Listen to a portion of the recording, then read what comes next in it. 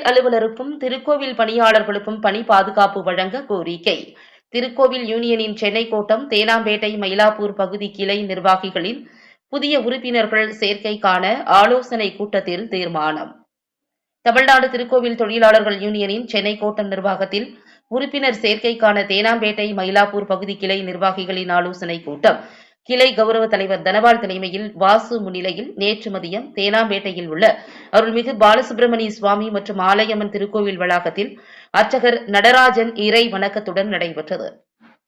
இந்நிகழ்ச்சியில் சிறப்பு அழைப்பாளராக மாநில மகளிர் அணி செயலாளர் செந்தமிழ் செல்வி, சென்னை கோட்டத்தின் செயல் தலைவர் கீர்த்திவாசன் குருக்கள், சென்னை கோட்ட தலைவர் தனசேகர், செயலாளர் தாமரம் ரமேஷ், பொருளாளர் வெங்கடேசன், அமைப்பாளர் சிவகாமி மற்றும் திருவான்மியூர் வேளச்சேரி கிளை சங்கத்தின் கௌரவ தலைவர் ஈஸ்வரன் குருக்கள் ஆகியோர் கொண்டு புதிய உறுப்பினர் சேர்க்கை குறித்தும் கிளை வளர்ச்சி மற்றும் செயல்பாடுகள் குறித்தும் கிளை நிர்வாகிகள் இடையே கலந்தாலோசனை மேற்கொண்டனர்.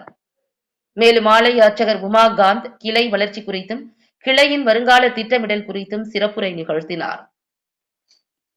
இக்கூட்டத்தில் செயல் அலுவலருக்கும் திருக்கோவில் பணியாளர்களுக்கும் பணி பாதுகாப்பு வழங்க வேண்டும் என்றும், திருக்கோவில்களில் 5 ஆண்டுகளுக்கு மேல் பணி செய்து வரும் பணியாளர்களை 110 விதியின் கீழ் பணி நிரந்தரம் செய்ய வேண்டும் என்றும், திருக்கோவில் செயல் அலுவலர் நிலை 4 பணியிடங்களை அரசு தேர்வாணையம் மூலம் தேர்வில் 25% உள் ஒதுக்கீடு வழங்கும் அரசாணை விரைவில் பிறப்பிக்க வேண்டும், பணியாளர் குடியிருப்பு கட்டித்தர வேண்டும், கோவில் பணியாளர்களை முழுநேர அரசு ஊழியர் ஆக்க வேண்டும் என இக்கூட்டத்தில் தீர்மானங்கள் நிறைவேற்றப்பட்டது.